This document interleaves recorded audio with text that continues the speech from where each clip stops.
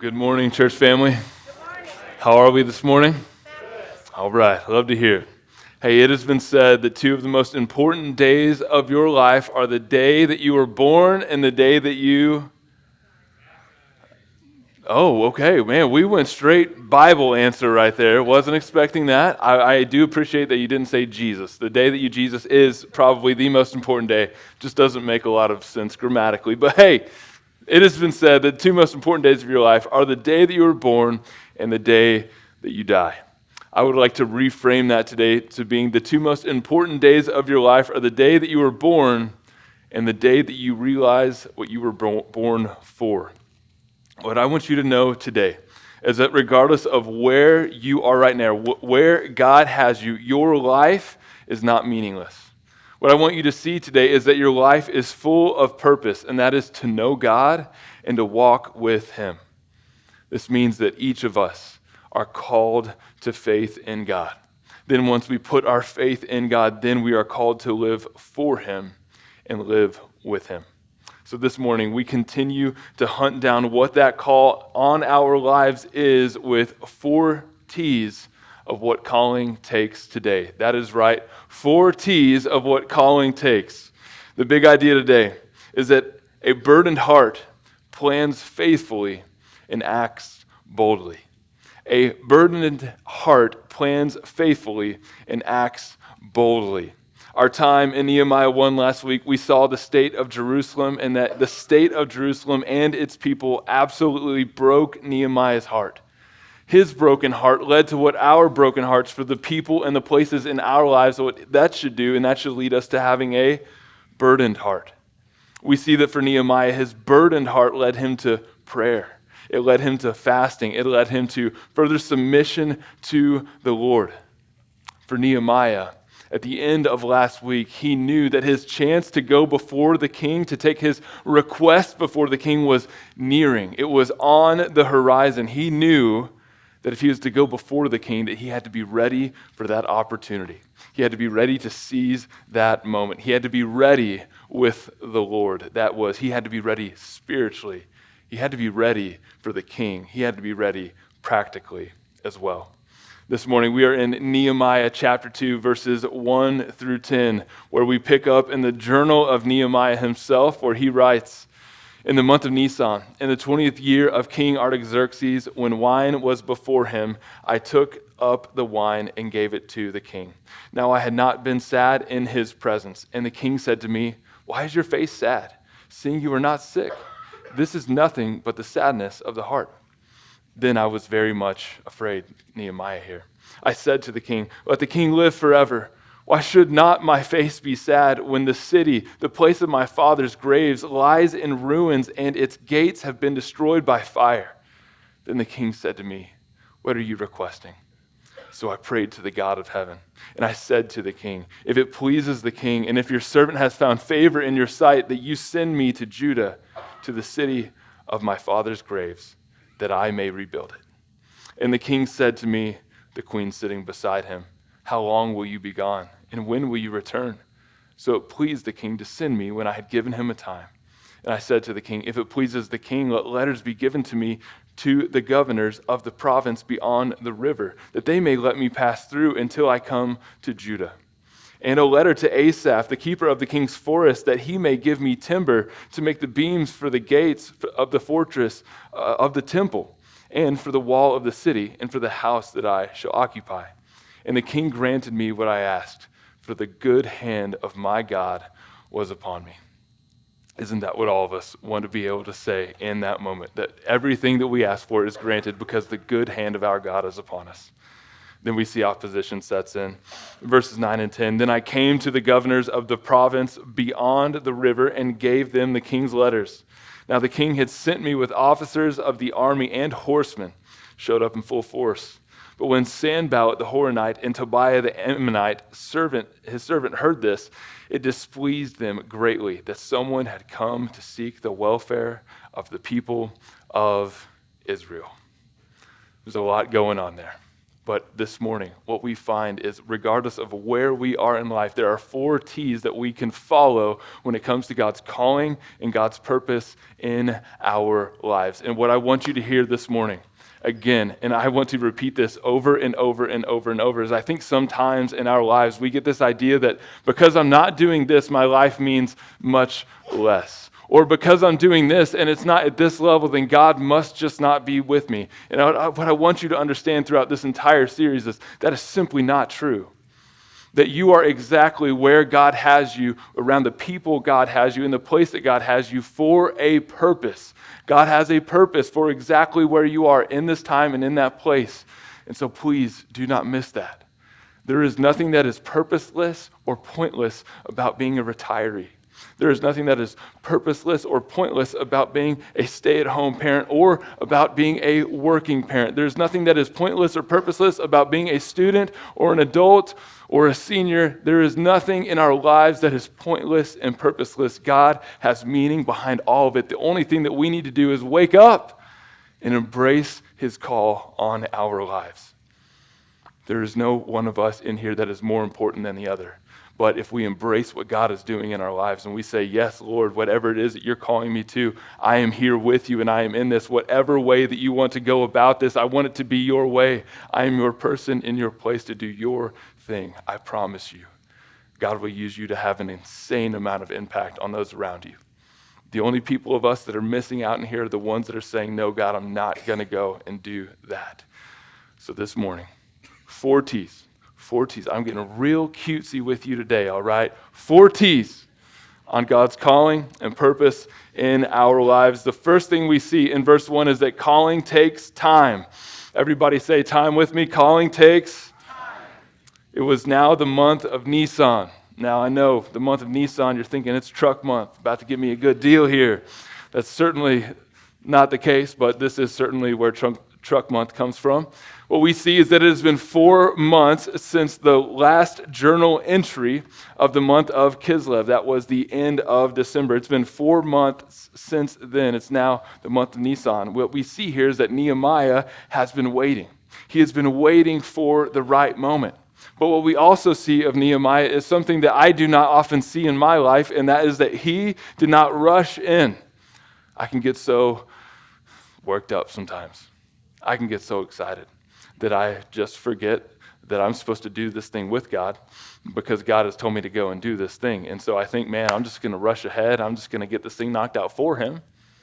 His life's going to be so much easier. God, aren't you glad you saved me? Everything's better now for the both of us? No, it's going to be a lot worse for the 2 of us, and he's going to have some messes to clean up. Nehemiah did not rush in. We should not rush in. We should do as Nehemiah did. What did he do? He processed.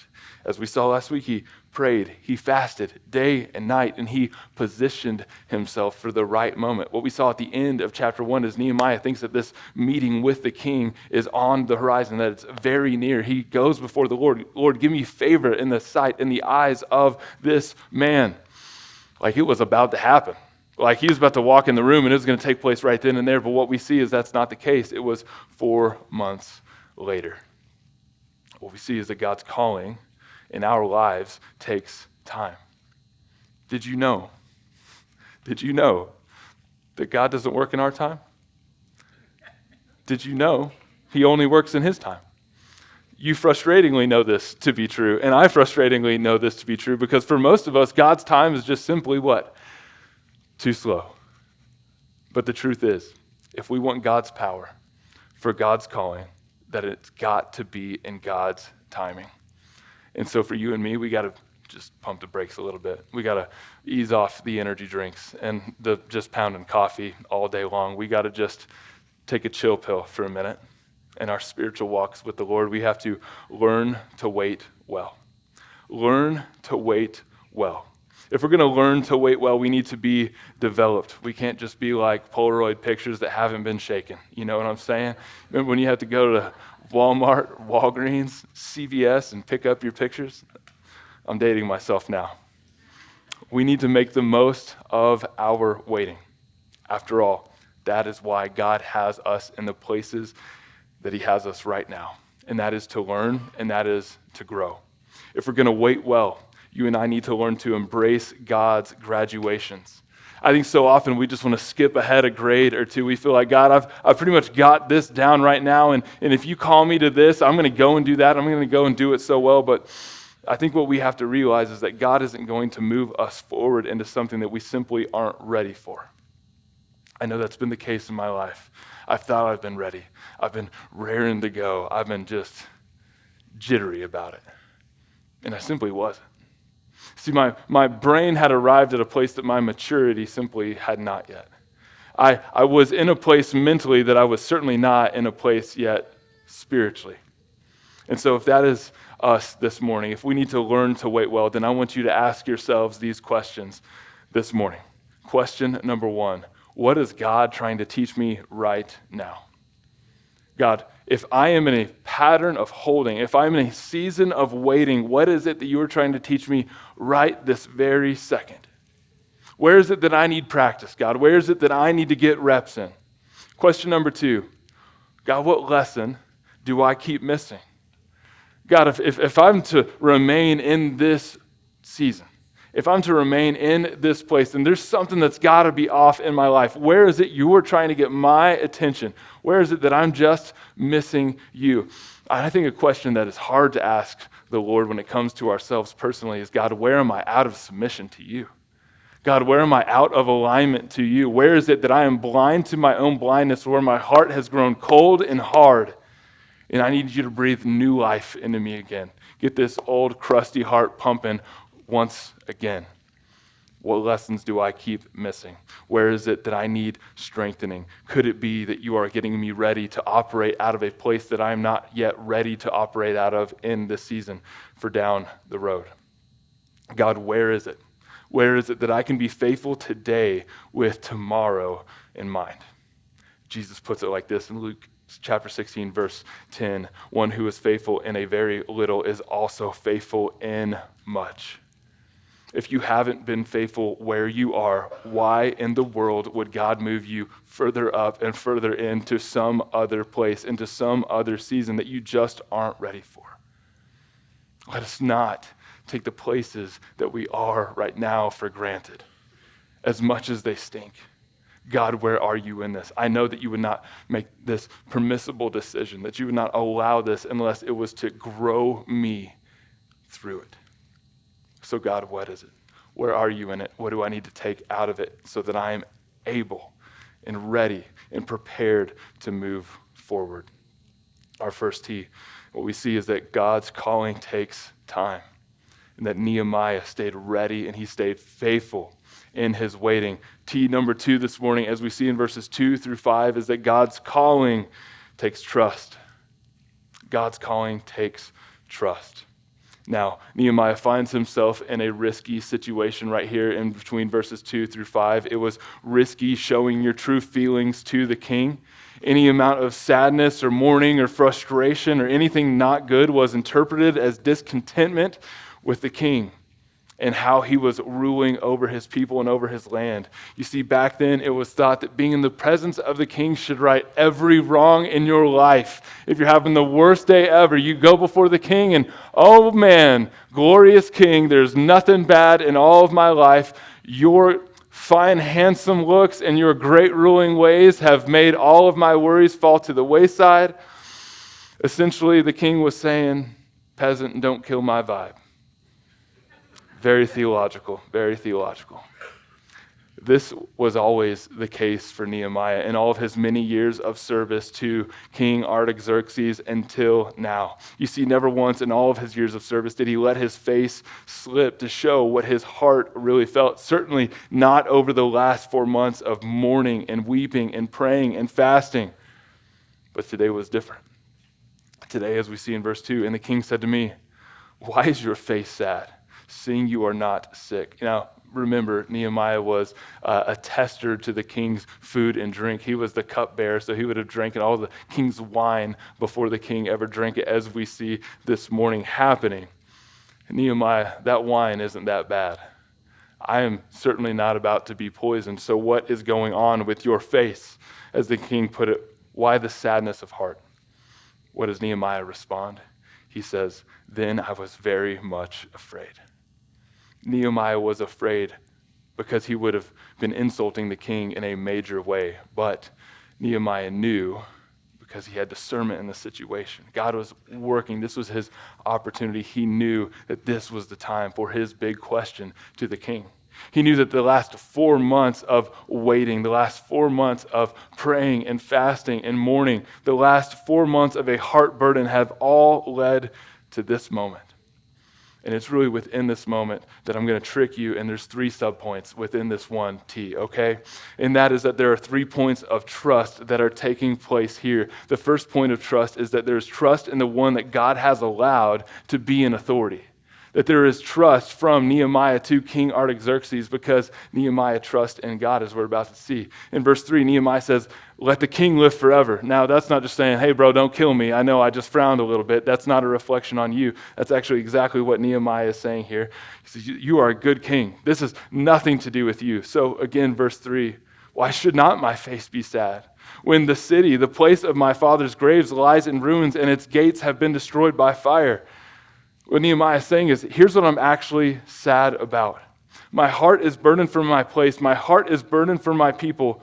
And I trust, King. I trust that I can share this with you openly. Then he says, "This place of my father's graves lies in ruins." Now, Nehemiah was smart here, just as I pray that you are smart if this opportunity ever comes about for you, that you know how to maneuver the situation. You know how to navigate the conversation culturally and in a way where you know the heartstrings of the person that you are talking to, especially when it comes to getting God's work and God's business done. He says, "The place of my father's graves lies in ruins." Now, historically, the honoring of the dead spanned across cultures. This was not just a Jewish thing. Remember, Nehemiah is a Jewish man in leadership in the Persian Empire. This was a human thing. "King, I trust that you can identify with this pain." And then verse 4, "Then the king said to me, 'What are you requesting?'" Nehemiah was right to trust the king that he had trusted all of those years in his service. He was right to trust in his relationship with the one that was in authority, and that is because of point of trust number 2, that we must trust in the one in authority over all. We must trust in the one in authority over all. Who does Nehemiah say that this is? He says it's the God of heaven. Now, this title for God, the God of heaven, is specific to Nehemiah here. And when he is stating that, he is simply stating that, God, I'm not trying to sway the king with my emotions here, but God, I know that you alone are able to deal with this through my time in prayer and fasting. He had the heart of Proverbs 21:1 that says, "The king's heart is a stream of water in the hand of the Lord. He turns it wherever he will." Nehemiah knew that God was in control. Nehemiah knew that he could trust God far more than he could trust even the great relationship that he had with this king. And so he put his trust in the God of heaven. Why the God of heaven? Because he was sovereign over all. He was above all, and he was able to see everything that was happening from his viewpoint above, from his throne in heaven. And so verse 4, because Nehemiah put his trust not just in the king, but in God himself, what is it that Nehemiah then goes to do? He stops and he prays before he answers the king. In this, we see that Nehemiah's continued constant submission. This wasn't a long prayer of praise and devotion. "Oh God, help me now. Let me knoweth what the king needs to hear." No, the king would be like, "Hey, that's a little sus, bro. Okay? We need to tone that back just a little bit." This is a quick prayer like many of you pray right before you almost hit the person in front of you on Highway 60 or 303 every single day. This is a "Dear God, help me now" kind of prayer. But what we see is that this prayer was paired with months of prayer and fasting behind it. Quick emergency prayers require a foundation of a robust prayer life. Burdened hearts are praying hearts. Is it okay to pray those real quick, "Oh God, help me now" prayers? 100%. If there's longer, more substantial prayers that are backing those up. Be a people of prayer.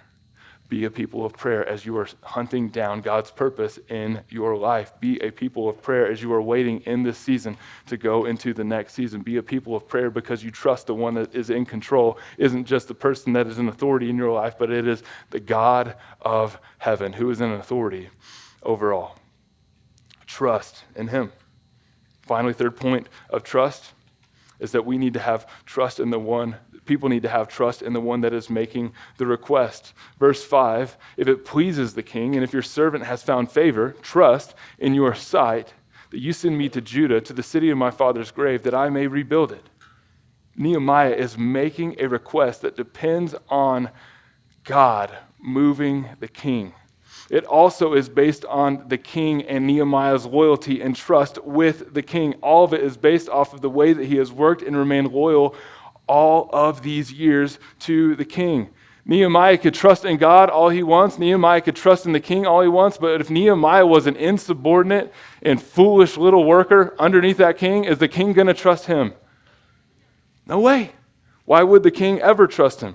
He would have no reason. And for us, what this shows us is that there's no wasted moment. There's no wasted moment of parenting. There's no wasted moment as an employee, as a manager, as a boss. There's no wasted moment in any position that God places us in our lives, because it's not just about the big moments and how we handle the monumental things in our lives, but it's equally important in how we handle the smaller, day-to-day, more mundane details of our lives that everyone else overlooks. Who gets the resources? Who gets the yes to the requests? The one that's worked hard when people are watching and when people weren't. The person with character, the person with integrity. That is the person that is then lent the authority to go and do the thing. That's exactly what we see in Nehemiah. What he does next is he asks for a 2 weeks notice, but it's less than a 2 weeks notice. Hey, king, I'm going to quit right now. I'm going to quit. I'm going to go build up this people, my place, my home that I've never actually been to. And not only am I going to leave your service where you trust me to basically be the buffer between life and death, between poison food and drink and me dying before you eat it and you staying alive. Instead, I'm going to leave from here, but I'm not just going to leave from here. I'm going to quit my job and I'm going to ask for a number of things before I do, as we're about to see. For you and me, church family, what are we to do in this? We are to trust God, and we are to be trustworthy. Trust that if it's his calling on your life, he will present you with the opportunity to act, to go from this season into the next, to make the request to the person you need to make that request to be equipped by the person that needs to equip you. Trust that he has the ultimate authority, that he can use those that he has put in authority over you, that you should respect their authority, that you should operate within their authority, that you should be a good worker. You should be good wherever you are. And then live in a way that enables others to willingly support God's call on your life. Be a person that is the same across the board, big or small. The highlights and every single detail in between. Now, how is it that the king responds? It's here within verses 6 through 8. We receive our third T, and I gotta be honest with you. This one's a stretch. I know what I wanted to say, and I'll reveal that after I say what this T is. And I might need your help before next service to change what this T is on the screen. But God's call requires tallies. Yeah, that's right. I know it's not a strong point, but it's a T, all right? And I got to alliterate this morning. Just got that itch. God's calling requires tallies. What I want you to know is that God's calling requires you counting the cost. And if you have a word that starts with a T that represents that better, let me know in between services, and we'll work that out. What is the king's response? We see it in verse 6. How long will you be gone, and when will you return? Nehemiah then gave the king a time as well as a pile of needs. You see, he did not just make an aimless request. He also didn't just set out on his own, something that I think a lot of us may be guilty of. But it's clear. He took the time to see what it would take to be successful. He knew that he would need legitimacy as he set out, and so he asked the king for a passport and for a travel visa. He knew that he needed supplies to rebuild, and so he asked the king for access to his network and his resources to get them. And in all of these things, he boldly asks, not just for permission from the king, but king, will you finance this thing as well? Will you support me, not just with your resources, not just with your money, but with military might as well? What Nehemiah knew in this situation is something that we need to know in all of our situations and be reminded of it constantly, and that is that if the King of Heaven was in this, no earthly king could stand against it. And what he did, because that is true, is he counted the cost. We see Jesus say this in Luke chapter 14, verse 28, "For which of you, desiring to build a tower, does not first sit down and count the cost, whether he has enough to complete it?" He counted the cost. He processed. He prayed, God, you are in this. I believe you are in this. I am trusting in you. I trust that this king is a good man. God, I trust more than anything that this king is a river in your hand, that you can direct the flow of water in his life and of his authority and rule and influence in any way that you see fit. God, now's the time. Here's the opportunity. Hey, King, here's what I have figured out that I need in order for this to be successful. You've already granted this request. Will you now grant me these things as well? For you and me, what do we do here?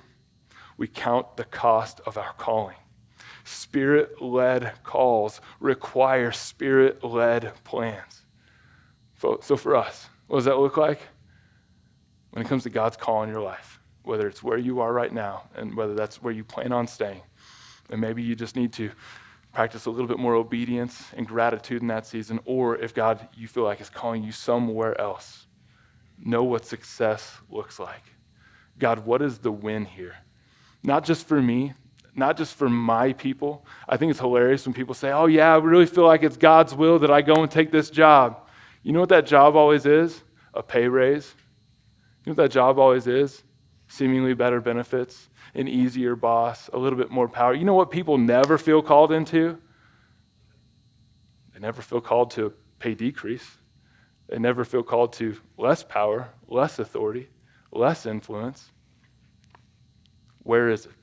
Where is it that God is calling you? What does success look like? And I will say this, for Jesus, one of the most successful days of his ministry is when hundreds of people left. God's calling does not always look like success in the way of the world. It doesn't always look like prosperity. Sure, there will be that. There will be seasons of both. Sometimes it looks downward. Sometimes it looks upward. What does success look like? Then, what is success going to require? What is it going to take to get there? Take time, take people, take resources into account. And then know this. Something that I have found to be true over and over and over in God's call on our lives in church planting, and that is the truth that if it is God's will, it's God's bill. Let me say that again because that's profound. If it's God's will, it's God's bill. If he calls you into it, I promise you this, it is so that you will be submissive and obedient to him, fully dependent on him. If he calls you into it, he will see you through it. What do we see Nehemiah does next? He does something that so many of us feel the call. We prepare for the call, and it's time to go. And what do? We just sit. Well, God, maybe you're not in this anymore. Well, God, maybe I'm not ready. Well, God, maybe I'm not qualified. Maybe you haven't put the means necessary in my life to be ready for what you've called me into, and all of those things being a lie. What does Nehemiah do next? He actually goes for it. He doesn't chicken out at the last second. He doesn't feel a calling. He doesn't plan things out and then sit on it. He makes the 800-plus mile journey to go and do the dang thing. And he arrives. And he arrives with his letters. He arrives with his officers, with his army and his horsemen. And he arrives with all of the supplies. He shows up in full force with the support of his king that comes from the support of his God in heaven. As you kids would say, Nehemiah shows up and he is truly aura farming in this moment. For the rest of you that have no idea what that means, ask a kid on the way out of service this morning. Finally, what we see this morning is in verses 9 through 10, and that is that God's calling brings turbulence. God's calling brings turbulence. Nehemiah arrives, and what does he arrive to? He arrives to opposition. What does he do because he is a bold man that is courageous? He goes to the rulers of the land that he is about to be rebuilding, and he informs them what? I am the captain now. Yeah, that's right. You guys that don't want any prosperity for my people, for this place, you guys, Sanballat and Tobiah, that care nothing for Jerusalem, that wanted to remain weak and vulnerable, be displeased. Because God's man is here to redeem God's people, to redeem God's city. What does Nehemiah's presence do for these couple of clowns? It immediately takes away their authority. As soon as Nehemiah shows up and hands them the papers, this is my land, I'm going to be rebuilding it, bring anything you want against me, I've got the force here to take care of it. These guys are incredibly displeased because now they're not getting any of their taxes from this land. Now Jerusalem isn't going to remain the weak and defenseless place that it once was, but now they are going to be built up into a threat against these people. They are met with authority because these people wanted them to be weak. These people wanted them to be looking over their backs all of the time. But Nehemiah didn't let any of that get in his way. These guys will continue to come against him. When we are doing God's will, we should be expecting opposition, and we should be steadfast in the midst of it. For you and me, in the calls that God places in our lives, in the purpose that we find ourselves within in him, expect opposition and be steadfast. Because when the enemies of God are displeased, we can know that we are on the right track. If there is resistance against God's plan in your life, then that means that God is probably in it. If there is no resistance in what you are thinking is God's plan in your life, then guess what? It's probably far too in line with the world's plans for your life. So, who's opposing you? Is it God's people, or is it the enemy and the world?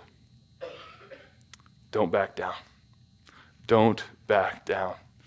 Always, in the face of opposition, when you are thinking, man, maybe I shouldn't be doing this thing, always go back to the call of God on your life. Go back to the one who called you. You are his. This is what he has said to do. In moments in my life, in ministry where things have been tough, in moments of my life where marriage and family have been tough, and I just wanted to quit because I didn't have what it takes, I go back to the call of God.